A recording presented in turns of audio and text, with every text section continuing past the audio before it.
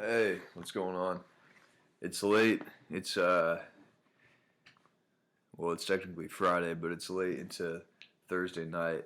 And I've been wanting to make this video of I flip guitars, that's what I do in my spare time when I'm not recording and working. I like to my time lately, I've been doing it more lately, is buying and selling guitars for a profit. I don't buy them to not make a profit.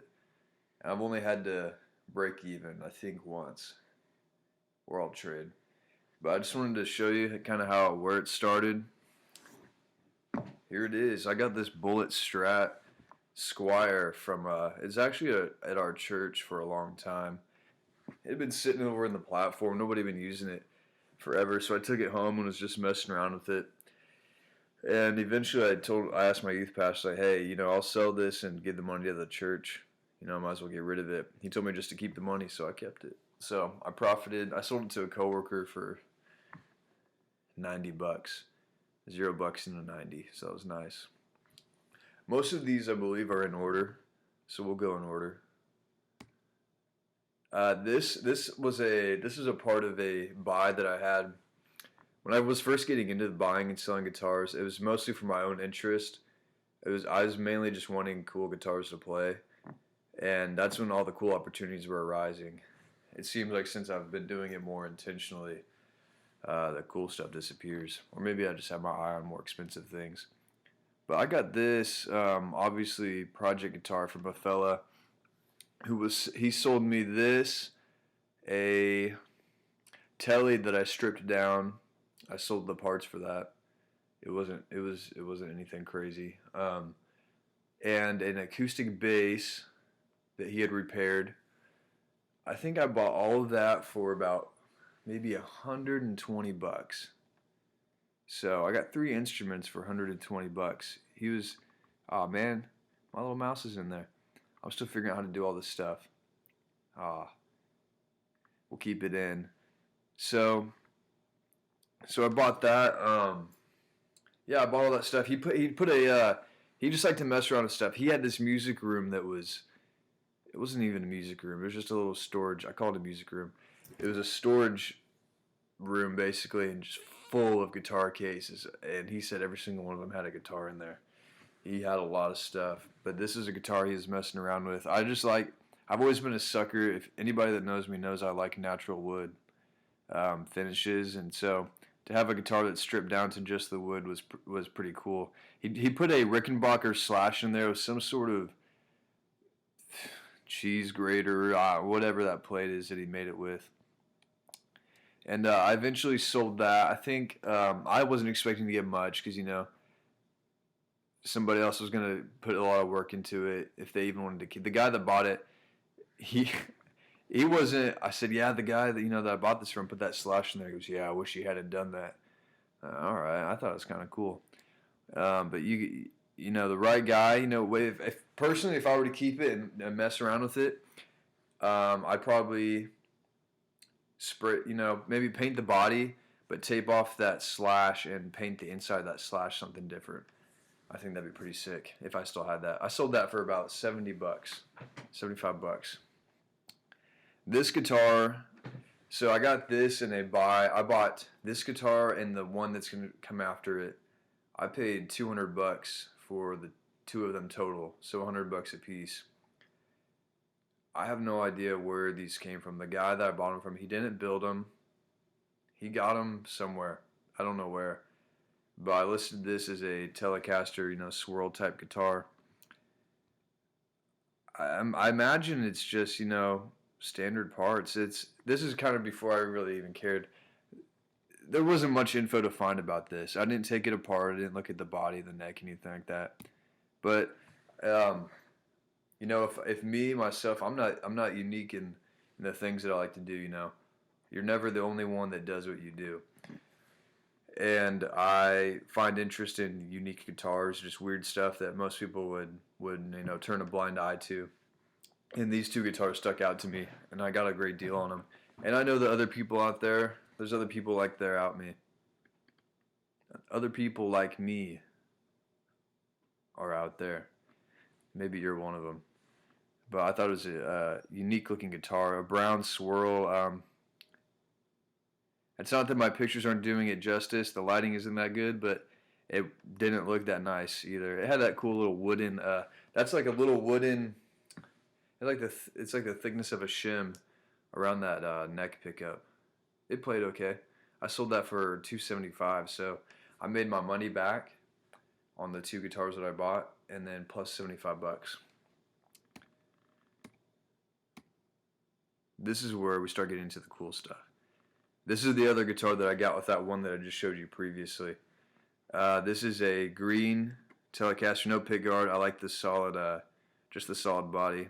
Double humbuckers, and it was dubbed. Look at that. I don't know, what would you call that? It's not a flame body.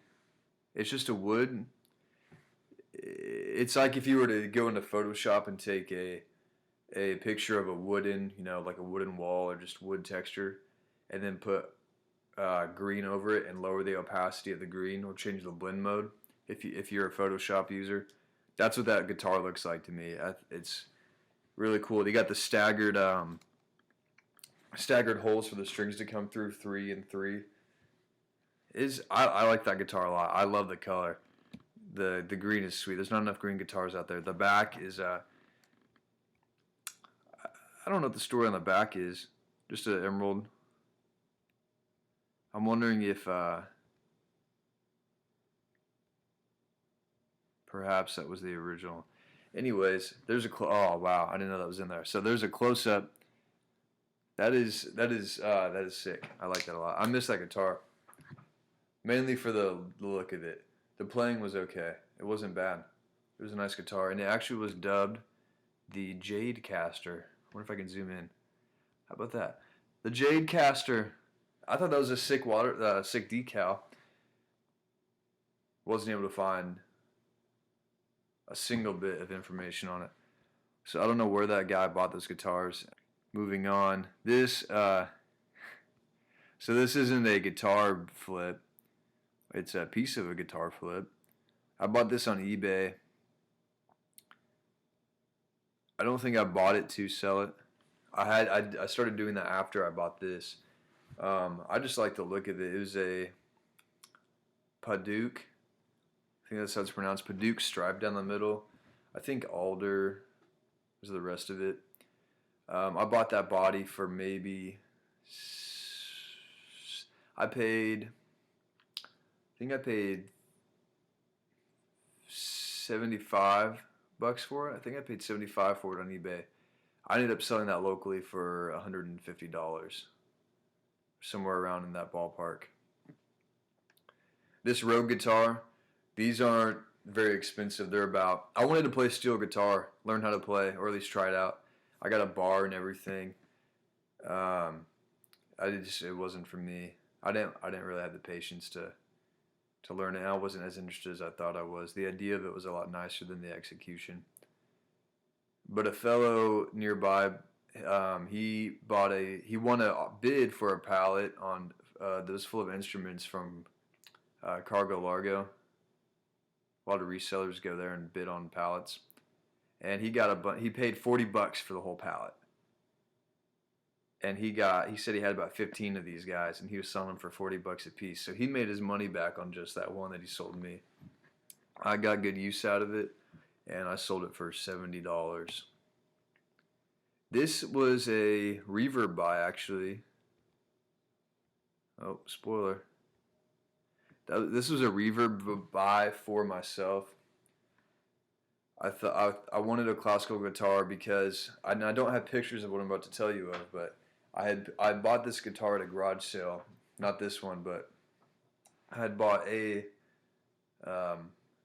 classical. I was at a garage sale last summer. I was doing a lot of eBay garage sale stuff, and I stopped at this last one that was out of my way, and there's a lot of antique garbage. It was nothing garbage to me. I don't like antique stuff. But I said, "Do you have any guitars? You have any guitars?" She goes, "Yeah." She ran into her shed, and this little storage shed, and pulled out a 70s Alvarez acoustic classical guitar. was like, well, how much do you want for it? She goes, how does $20 sound? I was like, that sounds great. So I paid. I didn't know what it was dated or anything. I just knew that, $20 for a guitar ain't a bad deal. And it was dirty. I had to put work into it. I actually shook a dead mouse out of that guitar. And that was after it was in my. I think I shook it out the same day. I don't think it sat in my car, but I was hearing something rattling there. I'm like, man, what is that? I shook it, shook it, shook it. It wasn't a guitar pick. A little petrified mouse came out. It was like it had been in there so long that it was basically there was no organs or anything left. The wind blew its body away. It was just a husk. But anyway, I ended up using that guitar in a trade plus cash for a guitar coming up in this video. And I wanted another classical guitar, so I bought this on Reverb. I think I paid. I bet I can look at my purchases right now. I bet I paid about $200 for it. I paid $279, $229 plus 50 shipping. This is the guitar I believe I broke even on, and it was a fine guitar. I used it. Wasn't as classical guitar can't mic it up. Well, you can mic it up. Anyways, just wasn't for me. This was my first, what would I call it? It's called Retail Arbitrage. I bought this at Guitar Center and used it for a little bit and flipped it. I think I paid $220. I didn't make huge profits on it, but I sold this for like $275 locally. And the guy that I sold it to, he didn't budge on it. He didn't, even ask me to lower the price.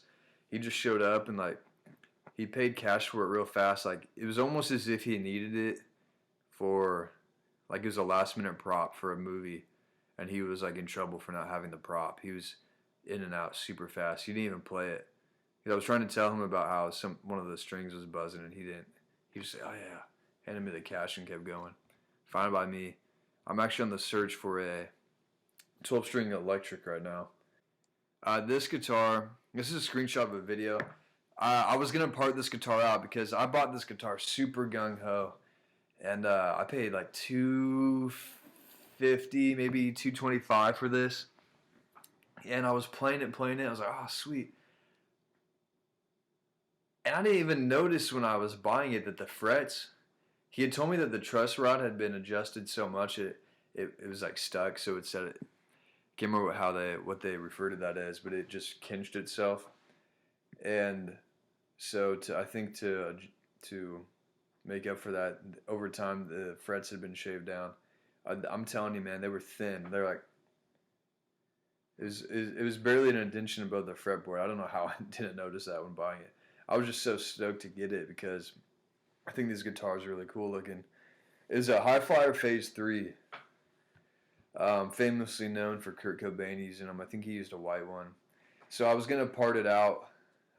Just the body alone was going to give me my money back. But a guy locally was insanely, almost intensely excited to have this guitar. And so I just I put the neck and everything back together. I sold it to him for, I think it was $350. So I made my money back and $75 on this one. Here is what I traded that dead mouse ridden Alvarez Classical for. So I traded that guitar plus $200 for this Telecaster. So I paid $220 for this essentially. This guitar is sweet. The neck is not stock. It's from another thin line. I want to say like a deluxe thin line, something like that. This is a 72 reissue body. This guitar is nice. It has a good owner now. I sold this one to a coworker as well. She loves this guitar. Talks about it all the time. It's got those knobs definitely aren't stock. They're like a aged Perloid. The back, I can't label this for kids now, can I?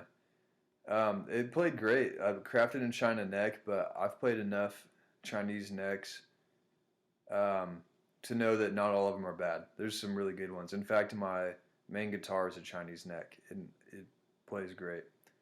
I ended up selling that to my coworker. I gave her a good deal on it. I sold it to her for $300, so I made essentially made $80 on it.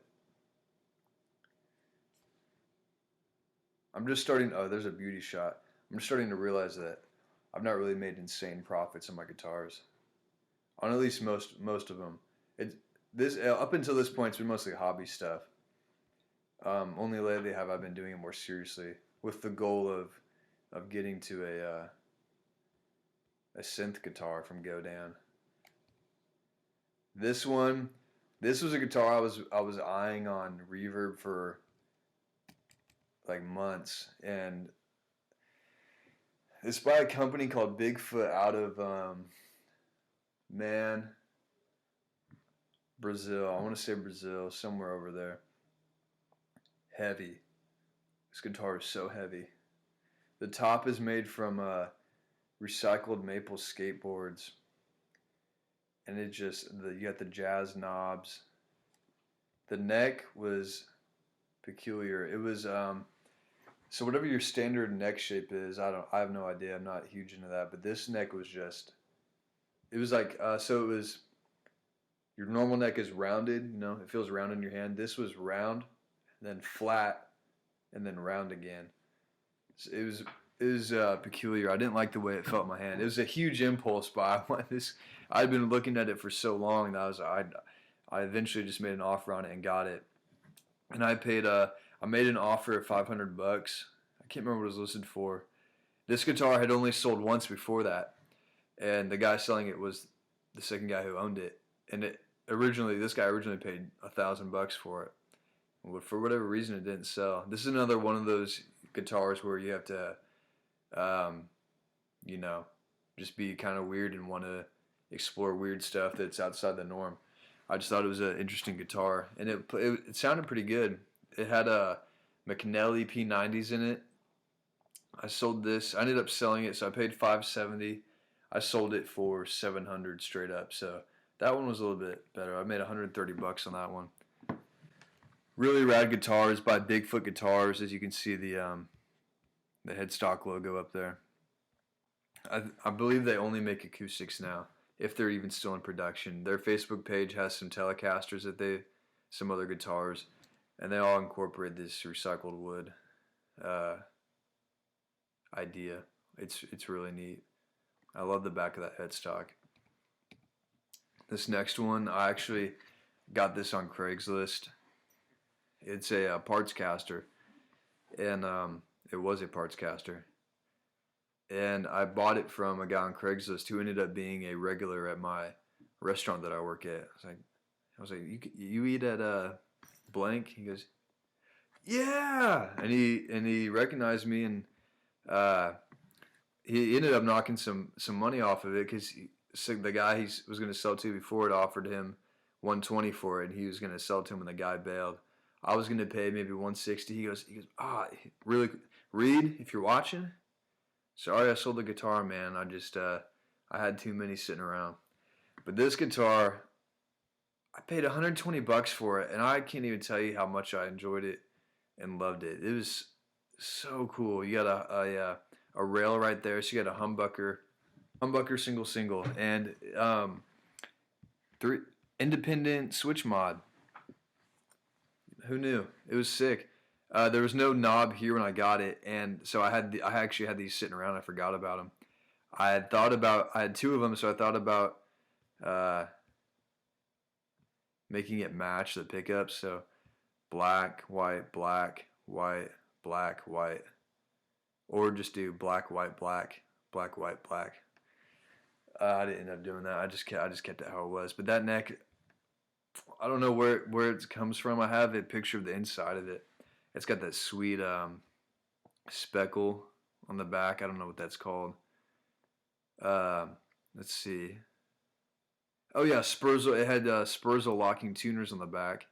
So here's the neck. If you can figure out what that says, God bless you. I thought it was Warmoth. I just can't find anything that looks like that. So I bought that for $120. I sold it for $275, and to my dismay, the guy sent me a picture later that night, and he had put a white pickguard on it, and did some other stuff. I think he took out the independent switch mod and put in a normal 5 switch selector. His guitar now, he can do whatever he wants. I liked it the way it was. The frets were a little bit worn down. If I can find where that neck was made, I'm going to order one for something else.